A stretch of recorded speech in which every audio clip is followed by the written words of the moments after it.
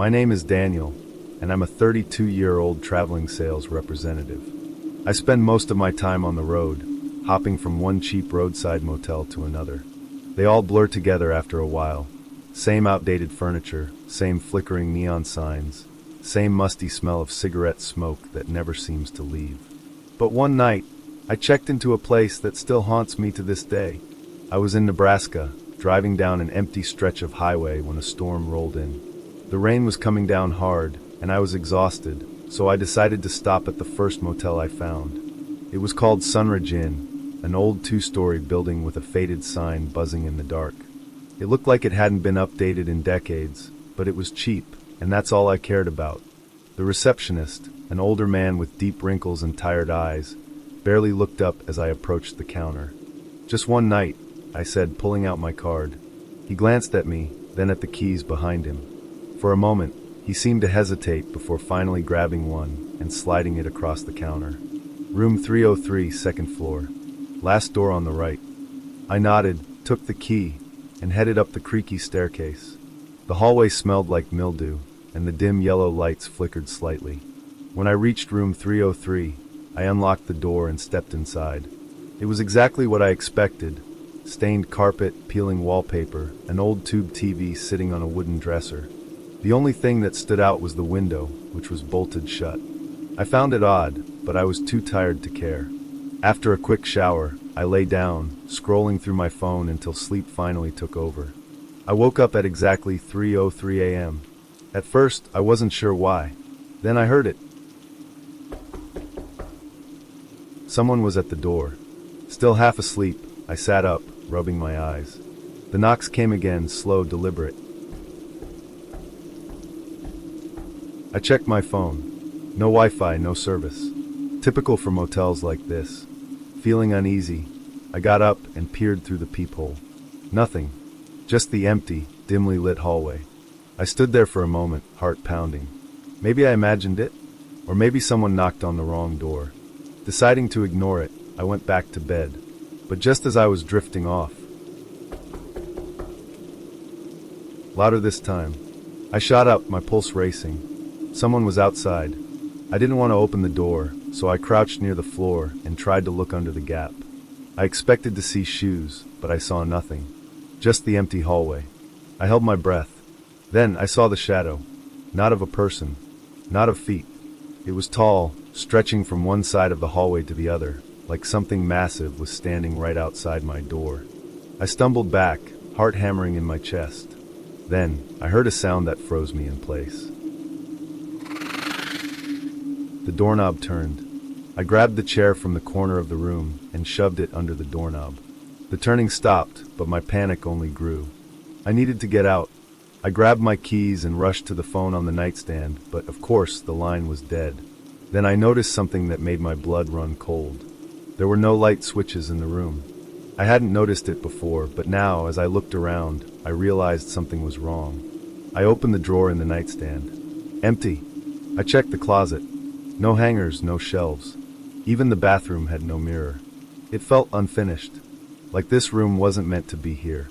A deep, sinking feeling settled in my chest. I needed to leave. I grabbed my bag and bolted for the door. The second I pulled it open, I froze. The hallway was different. The flickering yellow lights were gone. Instead, the corridor stretched into darkness. The walls looked worn down, covered in deep scratches, and the air was thick with the scent of rotting wood. I turned back into the room, my breathing ragged. My heart nearly stopped. The bed was gone. The TV, the dresser, the chair, everything. It was just an empty space, as if no one had ever been there. I ran. I don't know how, but I ran. I sprinted down the impossible hallway, past doors that had no numbers, past whispers that seemed to crawl out of the walls. My feet pounded against the stained carpet as the shadows grew closer, twisting and reaching for me. Then a door. At the end of the hall. The stairwell. I slammed into it, nearly tumbling down the stairs. When I hit the ground floor, I burst into the lobby. Everything was normal. The receptionist looked up from his newspaper. Something wrong. I gasped for breath, turning back toward the staircase. But the second floor wasn't there. The motel was one story. I stared at him, shaking. "Where's room 303? He frowned. "Sir, this motel only has 20 rooms." I couldn't breathe. Without another word, I ran to my car and sped away, not stopping until I reached another town.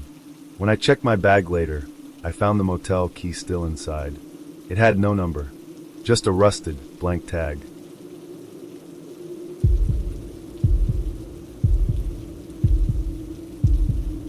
I was 28 years old when this happened. My name is Michael, and back then, I worked as a truck driver, making long hauls across the country. Most nights, I slept in my truck, but every once in a while, after an especially long drive, I'd get a cheap motel room just to stretch out and get a decent shower.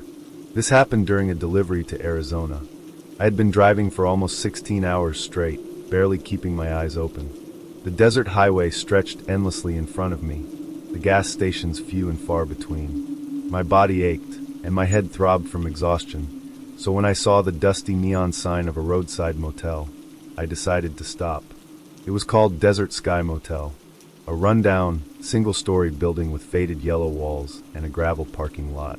There were only a few cars outside, and the office had that distinct old motel smell, cigarettes, mildew, and cheap air freshener. The receptionist was an older woman with thinning gray hair, wearing a cardigan despite the heat. She barely looked at me as I asked for a room. She hesitated. "Only one left," she muttered, sliding a key across the counter. "Room 8. I nodded, too tired to care. I grabbed the key, paid in cash, and headed to the room. The moment I stepped inside, something felt off. The air was stale, as if no one had been inside for weeks. The wallpaper was peeling, revealing dark stains underneath. The carpet felt damp, and the bed, something about the bed bothered me. The sheets looked too perfectly tucked in, like they had been made but never used. But I was too exhausted to care. I tossed my duffel bag on the chair, locked the door, and went straight to the bathroom. I let the hot water wash away the exhaustion, steam filling the tiny space. And then I heard it. A noise. Not loud, just a soft shuffle. I turned off the water, heart pounding, straining to hear over the dripping faucet. Silence. I convinced myself it was nothing. Maybe the pipes, maybe the AC kicking on. I dried off, changed into a t-shirt and sweatpants, and collapsed onto the bed. The mattress was hard, springs digging into my back, but I didn't care. I just needed to sleep. Then, just as I was drifting off, scratch. A slow, deliberate scraping sound, coming from underneath the bed.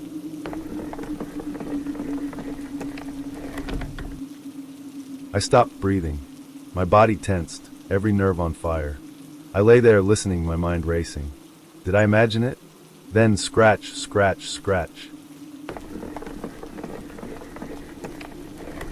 Not loud. Just there. I told myself it was nothing. Maybe a rat. Maybe the motel had termites. I turned on my side, trying to ignore it. But then, I felt it. The mattress shifted. Not much. Just a slight, almost imperceptible movement. But it was enough. Enough for me to realize I wasn't alone. Adrenaline surged through me. I forced myself to stay still, to think. If someone was under the bed, they were waiting for me to fall asleep. My mind raced through my options. If I made a run for the door, whoever, or whatever, was under the bed might grab my ankles. If I stayed still, I was vulnerable. So I decided to do the only thing that made sense.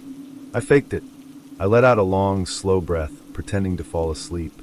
I let my body go limp, my breathing steady. I lay there for what felt like an eternity. And then, the mattress shifted again. And this time I heard it. A low, rasping breath.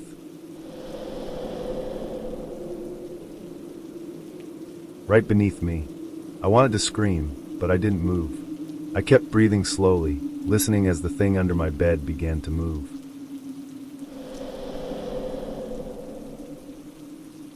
I felt the weight shift, heard the slow drag of fabric against carpet. Whoever was under there was crawling out. I had to move. In one sudden motion, I launched myself off the bed and bolted for the door. My hands fumbled with the lock, my heart pounding in my chest. Behind me I heard it, a low, wet whisper. "No, don't go." I slammed the door open and ran into the night. I didn't stop running until I reached the motel office. I burst inside, breathless, looking wildly at the woman behind the counter. She barely flinched. I gasped, pointing toward my room. There's someone in there, under the bed. She just stared at me. Then, with a tired sigh, she grabbed the room key from the desk and muttered, "You weren't supposed to stay in room 8. I felt ice rush through my veins. Before I could ask what she meant, she walked out from behind the desk and locked the front door. I turned to look out the window, my pulse hammering in my ears. The motel parking lot was empty. My truck was gone. Every room, every window was dark, like I had been the only guest there. I turned back to the woman, panic rising in my throat. "What the hell is going on?" She sighed again, rubbing her temples like she had dealt with this before. "Just be glad you made it out," she said.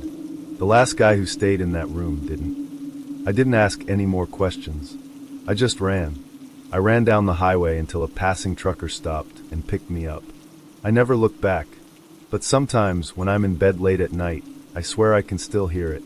That slow, deliberate scratching, like someone waiting.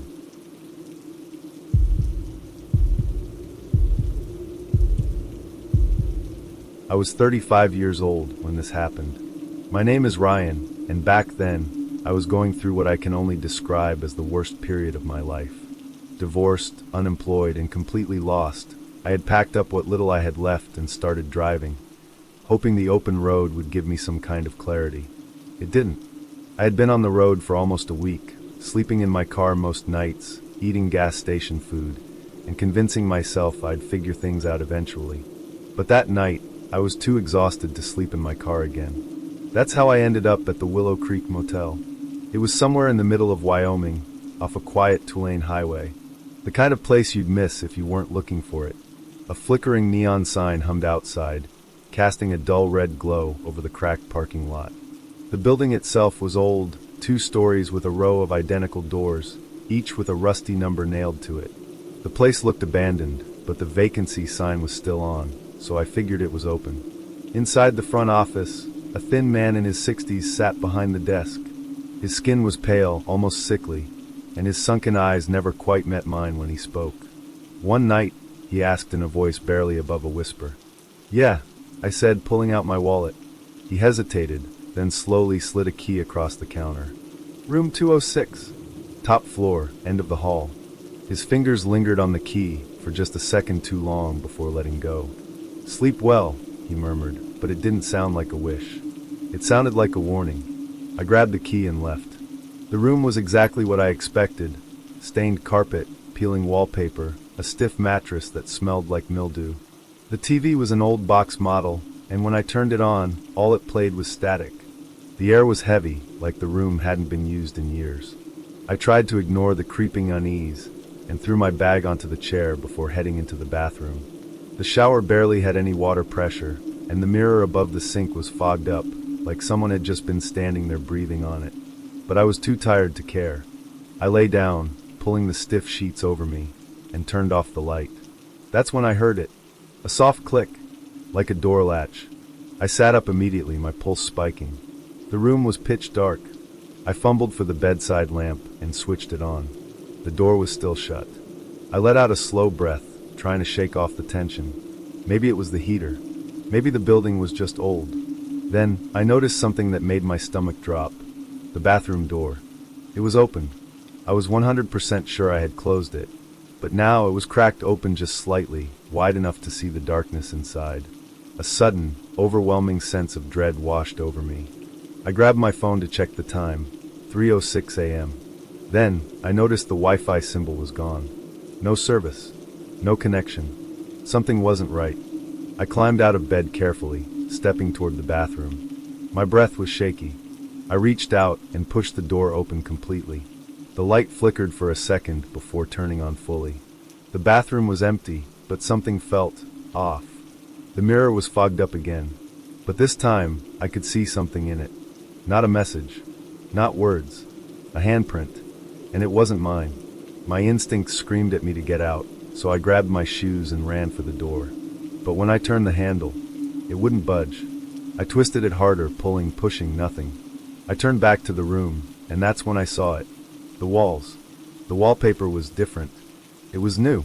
Not old and peeling like before. It was smooth, like it had just been put up. But the worst part, the room number had changed. The plaque above the door now said 306. I backed away, my breathing shallow. I knew for a fact I had been given room 206.